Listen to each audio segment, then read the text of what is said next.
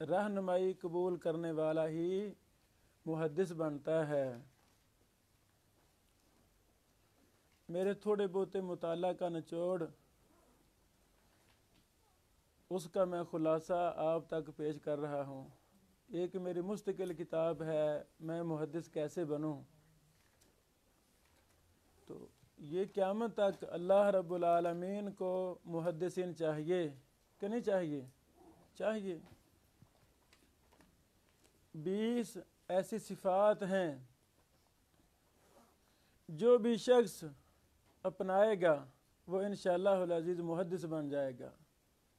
وہ 20 صفات کون سی ہیں وہ میں نے اپنی کتاب میں محدث کیسے بنوں اس میں لکھ دی ہیں۔ بڑے بڑے پیاری صفات، بڑے بڑے پیارے محدثین کے واقعات اس میں نے درج کیے ہیں۔ اللہ تعالیٰ مجھے وہ شائع کرنے کی توفیق عطا فرمائے۔ ان 20 صفات میں ایک صفت یہ ہے، ایسا شخص جس کی ذہنی سطح میں قبولیت کا مادہ ہو، رہنمائی کوئی کرے تو اس کو فوراً قبول کیا جائے۔ 2 ہی صورتیں ہیں۔ پہلی صورت یہ ہے، نہیں جی ہمیں تو رہنمائی کو نہیں کرتا، لیڈرشپ ہی نہیں ہے، تو کم ہمت لوگ، سست لوگ،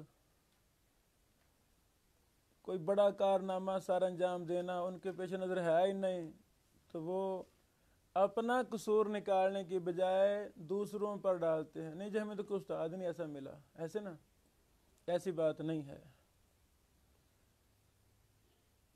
جو کمزوری ہے وہ یہ ہے کہ ہم رہنمائی کو قبول ہی نہیں کرتے۔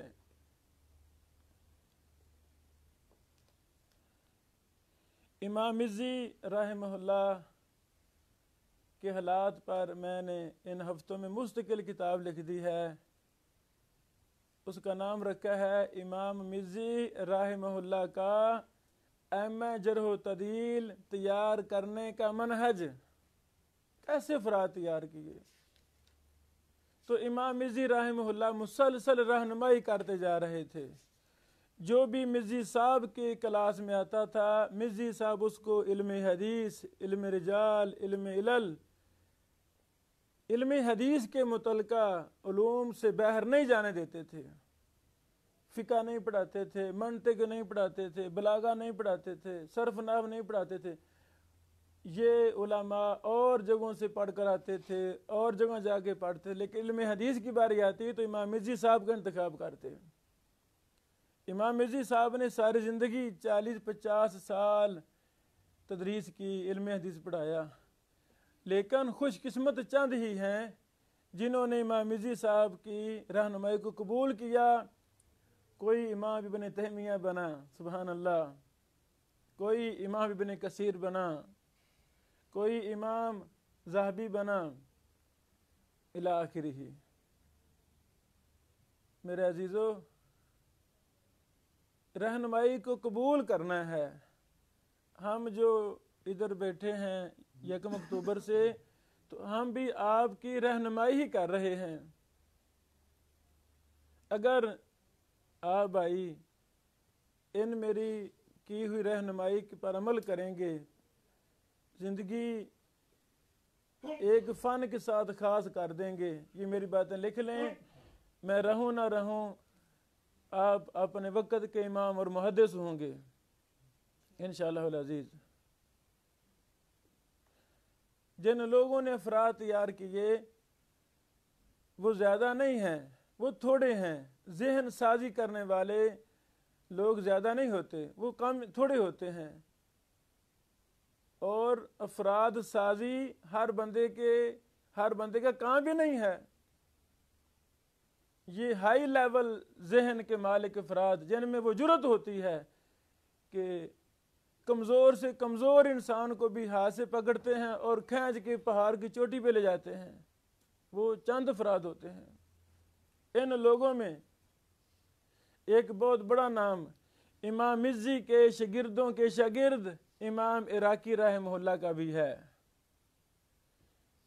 امام عراقی رحمہ اللہ وہ شخص تھے جنہوں نے اپنے شاگرد हैसमी, बड़े मशहूर मजमा ज़ुवैद वाले, उनको टारगेट दिया रहनुमाई की, बेटा ज़ुवैद पर काम करें, फ़लाँ किताब के ज़ुवैद जो कुतुब सित्ता से ज़ैद रवायतें हैं वो ला कर दें। मसलन तबरानी कबीर की वो अहादीस जो कुतुब सित्ता से ज़ायद हैं वो ला कर दें, जी कर रहा हूँ। फ़लाँ किताब के ला कर दें, फ़लाँ के ला कर दें, फ़लाँ के ला कर दें। इमाम इराकी ने इमाम हैसमी को ये मनहज दे दिया। इमाम हैसमी पूरी ज़िंदगी ज़ुवैद पर ही काम करते रहे। अब अल्हम्दुलिल्लाह बड़ी बड़ी कमाल किताबें, मुस्नद अहमद पर ज़ुवैद, दीगर कितनी किताबों पर ज़ुवैद इमाम हैसमी रहमहुल्लाह के मतबू हैं, और उनके लिए सदका जारिया है बहुत बड़ा। आपका क्या ख्याल है? इमाम इराकी ने रहनुमाई कर दी थी वो आगे से कबूल ही ना करते तो बात बन जाती? नहीं, उन्होंने रहनुमाई को कबूल किया है। तो हमें अपने अंदर वो मादा पैदा करना है कि हमें छोटा सा बच्चा भी कोई रहनुमाई दे, हम उसको फौरन कबूल करें। कुरान और हदीस सारे का सारा रहनुमाई करता है। अइम्मा मुहद्दिसीन की ज़िंदगियां हमारे लिए रहनुमाई का बहुत बड़ा सामान पैदा करती हैं। अबू इसहाक इब्राहिम तालिब इल्म था, उस्ताद इमाम मुस्लिम है। इमाम मुस्लिम के जहन में कोई बड़ी प्लानिंग नहीं है। ये शागिर्द ने कहा था, अबू इसहाक इब्राहिम ने कहा था, उस्ताद मोहतरम मेरे जहन में चंद सवालात हैं, आप क्यों ना ऐसी किताब लिखें जिसमें सनदों को जमा करें, वो सनदें इस दर्जा की हों, इस तबका की हों, वगैरह वगैरह। मुकदमा इमाम मुस्लिम में इमाम मुस्लिम ने अपने शागिर्द को ही मुखातब किया है ना, तो उन्हें मुझसे सवाल किया। तो ये सारा अबू इसहाक इब्राहिम की रहनुमाई थी। शागिर्द है, शागिर्द उस्ताद की रहनुमाई कर रहा है तो उस्ताद गुस्से में आ जाते। जैसे हमें खबरें मिलती रहती हैं, उस्ताद बेटा शागिर्द वो उस्ताद की रहनुमाई कर रहा है, उस्ताद आपे से बैर हो रहा है, कौन है मेरी गलती निकालने वाला? उस्ताद जी आप ना को नबी है ना रसूल, आप भी इंसान हैं। अगर मैं बेटा हूँ, शागिर्द हूँ, आप खुशी होनी चाहिए, इनाम देने चाहिए शागिर्दों को, इसमें गुस्से की कौन सी बात है? ऐसा समझे? तो अल्लाह की कसम सही मुस्लिम इतनी ज़बरदस्त किताब मार्ज वजूद में आई तो उस्ताद का अपने शागिर्द की रहनुमाई कबूल करने की वजह से आई। अल्लाह अकबर। यानी ये सबक है हमारे लिए, हमें छोटे की भी रहनुमाई जो हमारे काम की हो, उसमें मतलब अच्छा निकल रहा हो, हमारा मुस्तकबिल रोशन मिल रहा हो, हमें वो कबूल करनी चाहिए। इमाम इसहाक बिन रहवै ने बैतुल्लाह में बहर बैठे तशरीफ फरमा पढ़ा रहे हैं, वहाँ को लोग होंगे ना तलबा, चलो ज़्यादा ना लगा लो, 20-30 लगा लो, 40-50 लगा लो, वो सही बुखार यानी दर्स दे रहे हैं, दर्स हदीस दे रहे हैं। उसी दर्स के दौरान वो कहते हैं कोई खड़ा हो नौजवान जो सही अहादीस को ला कर दे। वहाँ और भी लोग बैठे थे, वहाँ और भी बैठे थे, लेकिन उसी मजलिस में मोहम्मद बिन इस्माइल भी बैठा था, थोड़ी सी उम्र थी। ये बात जहन में बिठा ली कि ये उस्ताद जी ने बहुत अच्छी रहनुमाई कर दी है, ये काम मैंने करना है, मैं ये काम करूँगा। तो सोचा समझा, मनहज लिया मुहद्दिसीन से, रिजाल में पुख्तगी हासिल की, लंबे लंबे सफ़र किए, हदीस को इकट्ठा किया। फिर 23 साल की उम्र में इमाम बुखारी रहमहुल्लाह ने सही बुखारी लिखनी शुरू कर दी। अल्लाह अकबर। मेरे अजीज़ों, यानी रहनुमाई को कबूल करने वाला मुहद्दिस बन जाता है। मैंने बड़े अजीम असातिज़ा को पाया, मैंने बड़े बड़े मुहद्दिसीन मेरे असातिज़ा हैं। एक मेरे उस्ताद मोहतरम थे शेख अब्दुल रशीद राशिद रहमहुल्लाह, वो इसम बा मुसम्मान थे, राशिद थे सही मानों में। वो तलबा की बड़ी रहनुमाई करते थे। मुझे अच्छी तरह याद है हमारी क्लास में کچھ ایسے بھائی تھے جن کو لکھنے کا بڑا ذوق تھا، تو اب عبدالرشید راشد صاحب بہت بڑے کاتب بھی تھے. اب جن کو لکھائی کا شوق ہے نا، اچھی لکھائی بنے، وہ استاد محترم سے ایک کتابت لیتے تھے، استاد ہمیں صلاح دے دو. وہ سارا دن وہ قلم اوپر پھیرتے رہے تھے، لکھائی صحیح کر رہے ہیں. اللہ اکبر. ہمارے یہ استاد محترم بہت بڑے حکیم بھی تھے، حکیم حکمت وہ بھی تھے. تو جن کا ذوق تھا نا حکمت والا، وہ ان کی رہنمائی کرتے تھے. وہ لڑکے چیزیں لکھتے رہتے، پوچھتے رہتے. ہاں ہمارے استاد محترم حدیث کے بڑے ماہر بھی تھے، فن حدیث سے دلچسپی رکھنے والے تھے. شیخ البانی رحمہ اللہ کے ساتھ استاد محترم کو کھانا کھانے کا بھی شرف حاصل ہوا، کئی سوالات بھی کیے مدینہ منورہ میں. تو استاد محترم عبدالرشید راشد صاحب رحمہ اللہ حدیث پر بڑی رہنمائی کرتے تھے، رجال پر بڑی رہنمائی کرتے تھے. تو مجھے اچھی طرح یاد ہے، میں ان کی باتوں کو بڑا پک کرتا تھا. انہوں نے مجھے تیسری کلاس میں ہی کہا تھا بیٹا لکھنا شروع کر دے، لکھا کر. انہوں نے مجھے کام دیا، بیٹا اس کتاب پر کام کر. تیسری کلاس میں آپ مجھے بتائیں، اگر میں ان کی رہنمائی قبول نہ کرتا تو میں کیا کرتا؟ پھر کیا کرتا؟ میں چھوٹا سا مولوی ہوتا. اب بھی انشاءاللہ ہم چھوٹے ہی ہیں، بڑے نہیں ہیں، تو میں کوئی خاص کام نہ کر سکتا تھا. یہ میرے استاد محترم کی رہنمائی ہی ہے جو میں نے قبول کی. تھوڑا بہت میں لکھ رہا ہوں، آپ کے سامنے بولنے کے قابل ہوا ہوں. میرے عزیزو، ہم نے اپنے اندر رہنمائی کو قبول کرنے کا مادہ پیدا کرنا ہے. انشاءاللہ وہی دور جیسے پہلے بڑے بڑے اللہ نے محدثین پیدا کیے، مصنفین محققین پیدا کیے، وہی اللہ کو آج بھی ضرورت ہے اپنے دین کے لیے. اللہ ہمیں رہنمائی قبول کرنے والا بنائے. ایک میں نے کتاب لکھی ہے، 2 حصوں میں چھپی ہے، نصیحتیں میرے سلاف کی. وہ اردو بازار سے مل جاتی ہے. اللہ مجھے توفیق دے میں وہ کتاب منگوا کے آپ کو میں تحفہ دوں. کوئی بھائی بھی اردو بازار جائے تو مجھ سے رابطہ کرے، تو پھر میں مکتبے سے کہہ دوں گا، وہ آپ کو تحفہ تن میری طرف سے انشاءاللہ دے دیں گے. بیت السلام، کتاب سرائے، یہ دونوں ڈسٹریبیوٹر ہیں میری کتابوں کے. کوئی بھائی بھی جائے تو مجھ سے بات کروا دیں، انشاءاللہ میں کہہ دوں گا بھی بھائیوں کو میری طرف سے دے دیں. انتہائی میری وہ قیمتی کتاب ہے. یہ محمد اسحاق بٹی مورخ اہل حدیث، اللہ اکبر، کلموں کرتاز کے عظیم شاہ سوار، انہوں نے جو علماء کی حالات پر کتابیں لکھی ہیں، وہ ساری کتابیں ہماری رہنمائی کے لیے لکھی ہیں. ہم پڑھے تو صحیح کس طرح زیرو سے انسان ہیرو بنتے ہیں، کس طرح ان لوگوں کی کسی نے رہنمائی کی تو یہ لوگ آگے سے آگے نکل گئے. کئی چیزیں میں نے شروع میں بیان بھی کی تھیں جب ہم نے یہاں کلاس شروع کی تھی. محمد اسحاق بٹی صاحب بذات خود رحمہ اللہ جب انڈیا سے پاکستان ہجرت کر کے آئے ہیں، گدھے پر کبھی وہ گڑ رکھ لیتے، گدھے پر گلیوں بازاروں میں فروخت کر رہے ہیں. پتہ آپ کو؟ نہیں پتا.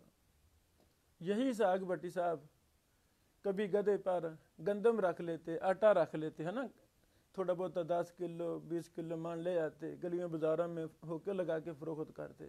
بہن بھائی تھے نا، امی ابو تھے نا، رزق حلال ان کو کھلانا تھا. کون شخص تھا یہ؟ تو کافی دور ساہیوال کی طرف کسی گاؤں میں تھے. کون شخص تھا جن کے گھر گیا، پیچھے گیا، پتہ کیا محمد اسحاق کہاں ہے؟ کہا وہ تو کھیتوں پہ ہوگا. بٹی صاحب خود لکھتے ہیں اپنی کتاب گزر کے گزران میں، مجھے کسی شخص نے کہا السلام علیکم، میں نے پیچھے دیکھا تو میرے استاد عطا اللہ عنی بوجیانی رحمہ اللہ تھے. کہتے ہیں میں نے پھٹے پرانے وہ میلے کچالے کپڑے پہنے ہوئے تھے، تھک گیا تھا محنت مزدوری کرتے کرتے، گدھا میرے پاس بندھا ہوا تھا، میں لیٹا ہوا تھا. استاد جی ملے مجھے. استاد جی کیسے آئے میرے پاس؟ بیٹا میں آپ کو لینے آیا ہوں، چھوڑ دو سارے کام، ادھر لاہور میں آ جاؤ. آ جاؤ ہمارے پاس، مرکزی جمعیت اہل حدیث پاکستان قائم ہو گئی ہے، آپ کی ضرورت ہے، آپ کو ہم نے دفتر میں رکھنا ہے۔ یہ بات میں کہہ سکتا ہوں عذرائے سبق اسحاق بھٹی، عطا اللہ حنیف بوجیانی کی رہنمائی نہ ہوتی تو شاید وہاں ہی محنت مزدوری کرتا رہتا ساری زندگی، تیرا کوئی نام و نشان نہ ہوتا۔ خوش قسمت نکلا اسحاق بھٹی صاحب، استاد کی رہنمائی قبول کر کے فوراً 2-3 دن میں ان کے پاس آ گیا اور ڈیوٹی سنبھال لی۔ اللہ نے کتنے کام لیے۔ عطا اللہ حنیف بوجیانی رحمہ اللہ نے بڑی دنیا کی رہنمائی کی، اس پر ہم نے پراپر لیکچر دیے ہیں اسی کلاس روم میں، وہ یوٹیوب پر فیس بک پر ہیں، تحریرن بھی ہیں، مجھے یاد کروانا میں لنک دوں گا، وہ بھی سارے سنیں، دوبارہ سنیں، بار بار سنیں۔ بھٹی صاحب کس طرح لوگوں کو تیار کیا۔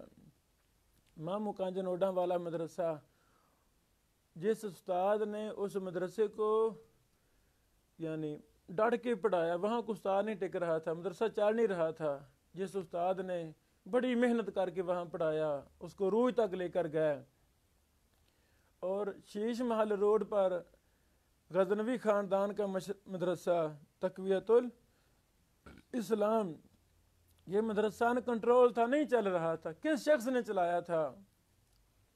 جس شخص نے یہاں 40 سال بیٹھ کے صحیح بخاری پڑھائی، وہ ہمارے بزرگ تھے، شیخ الحدیث محمد اسحاق، حافظ محمد اسحاق حسینوی رحمہ اللہ، حافظ محمد گوندلوی صاحب کے شاگرد تھے، خاص شاگردوں میں سے تھے۔ یہ ان کا کوئی موڈ نہیں تھا میں دین پڑھاؤں گا، ان کا موڈ تھا میں نے عربی فاضل کر لی ہے، میں ٹیچر لگوں گا، پروفیسر لگوں گا، یہ ان کا ذہن تھا۔ کون شخص تھا جس نے ٹیوشن یہ پڑھا رہے تھے، اسحاق بھٹی صاحب کسی بچی کو ٹیوشن پڑھا رہے تھے، عربی فاضل کی تیاری کرا رہے تھے، دستک دی تھی دروازے پر، حافظ اسحاق کو نیچے بھیجو، وہ نیچے آئے، جی استاد جی آپ کہاں، کیسے آئے؟ وہ اللہ کے بندے یہ صوفی عبداللہ صاحب ہیں، یہ میرے ساتھ بزرگ، یہ آپ کو لینے کے لیے آئے ہیں، چلو مامو کانجن اوڈا والا جا کے پڑھاؤ۔ آپ کا کیا خیال ہے؟ اسحاق صاحب آگے سے ضدی ہو جاتے، نہیں جی میں نے نہیں پڑھانا، میں نے تو اسکول میں پڑھانا ہے، پروفیسر لگنا ہے۔ بتاؤ، شیخ الحدیث اور محدث کے لقب سے ہم یاد کر رہے ہیں، کتنے کتابیں لکھی، کتنے کتابوں کے ترجمے کیے، وہ شیخ الحدیث تھے، وہ مفتی تھے، کتنی سندوں میں حافظ اسحاق حسین صاحب کا ذکر خیر ہے، اجازت و روایہ ان کا بڑا مشہور تھا۔ رہنمائی قبول کرنی چاہیے نا، کتنے لوگ ہیں جو رہنمائی قبول نہیں کرتے، وہ ضائع ہو جاتے ہیں۔ یہی بوجیانی صاحب نے، سنی کتاب کا نام میرات المفاتح، سنا ہے نام آپ نے، سنا ہے نا؟ تو یہ کس نے رہنمائی کی تھی؟ عطا اللہ حنیف بوجیانی صاحب نے ہی خط لکھا تھا، کس کو؟ عبید اللہ رحمانی مبارک پوری صاحب کو، شیخ صاحب آپ مشکات پر کام شروع کریں، اس کی شرح لکھیں، ہم آپ کا ساتھ دیں گے۔ انہوں نے رہنمائی کی تھی، اللہ ان کا بھلا کرے، انہوں نے رہنمائی قبول کی، اور مارکۃ الحرا کتاب مشکات کی سب سے اہم شرح، سب سے افضل شرح، تاریخ اسلام میں مشکات کی اتنی اچھی شرح کوئی لکھ نہیں سکا جو بوجیانی صاحب کی رہنمائی سے کنہوں نے لکھی؟ عبید اللہ رحمانی مبارک پر صاحب نے لکھی۔ محمد علی جان با صاحب کو کون نہیں جانتا؟ انجاز الحاجہ، شرح سنن ابن ماجہ، کس نے رہنمائی کی تھی؟ یہی بوجیانی صاحب نے رہنمائی کی تھی۔ انہوں نے کہا تھا بیٹا اس پر کام کرو، ابن ماجہ پر کام کرو، شرح لکھو، ہماری شرح ہونی چاہیے۔ اس طرح کی ہزاروں واقعات ہیں۔ خوش قسمت ہے وہ انسان جو رہنمائی کو قبول کرتا ہے۔ جو کام نہ کرنا چاہیں، اللہ کی قسم ان کی داستان نہیں ملتی داستانوں میں، وہ ان کا دنیا میں آنا نہ آنا برابر ہوتا ہے، چونکہ وہ کوئی کارنامہ سر انجام دیتے ہی نہیں، ان کا کوئی مشن نہیں ہوتا پیدا ہونے کا۔ نہیں عزیزو، ہمارا مشن ہے، ہم بھی اپنے اسلاف کی یاد کو تازہ کرنے کے لیے اپنے اساتذہ سے رہنمائی جو ملی ہم قبول کریں گے انشاءاللہ. جو محدثین کی حالات و واقعات، یہ محدثین کیسے بنے؟ کوئی پیچھے رہنمائی، اللہ کی مدد تھی، اللہ کی توفیق تھی، پھر ان درویشوں کی رہنمائی تھی کہ یہ محدثین کی جماعتیں کھڑی ہوئیں. آج بھی محدثین کی ضرورت ہے. آپ کے اساتذہ رہنمائی کرتے ہیں، ہم قبول نہیں کرتے، اس وجہ سے ہم بہت پیچھے ہیں، ہم پیچھے رہ گئے ہیں. کسی بھی شخص کے حالات ڈٹ کے پڑھیں جس سے آپ زیادہ متاثر ہیں. مثلا شیخ البانی صاحب کا نام ہے، آپ متاثر ہیں تو پڑھیں نا، ان کی حالات پڑھیں، 20 کتابیں پڑھیں شیخ البانی پر، آپ کو سارے رموز مل جائیں گے، ہر بات مل جائے گی. شیخ البانی محدث کیسے بنا، وجوہات ملیں گی، ہے نا، رہنمائی ملے گی. فلاں نے یہ رہنمائی کی، فلاں نے یہ رہنمائی کی، فلاں نے یہ. شیخ البانی قبول کرتے گئے. تو ہمیں رہنمائی کو قبول کرنا ہے. انشاءاللہ آپ محدث بن جائیں گے، امام بن جائیں گے، اپنے دور کے بہت بڑے استاذ. جیسے امام مزی کا کردار تھا، اللہ آپ سے اس سے بڑا کام لے گا. کب؟ جب ہم رہنمائی کو قبول کریں گے. اس طرح کے 20 واقعات میں نے اپنی کتاب میں لکھ دیے ہیں. میں محدث کیسے بنوں؟ اللہ سے دعا ہے اللہ رب العالمین ہمیں رہنمائی قبول کرنے والا بنائے، ورنہ ہم ضائع ہو جائیں گے، دکان ڈال لیں گے، بیوی بچوں میں مصروف ہو جائیں گے، ہم کچھ بھی نہیں کر سکیں گے. وہی وقت ہے رہنمائی قبول کرنے والا محدث بن جاتا ہے. اس کے ہزاروں شاگرد ہوتے ہیں دنیا میں، سینکڑوں کتابیں لکھ جاتا ہے، اور رہنمائی کو قبول نہ کرنے والا وہ جہاں تھا وہاں ہی رہتا ہے. ہم نے اپنے آپ کو قیمتی بنانا ہے. قیمتی بنانے کا طریقہ کیا ہے؟ ہم رہنمائی کو قبول کریں. اللہ تعالی ہمیں عمل کی توفیق عطا فرمائے.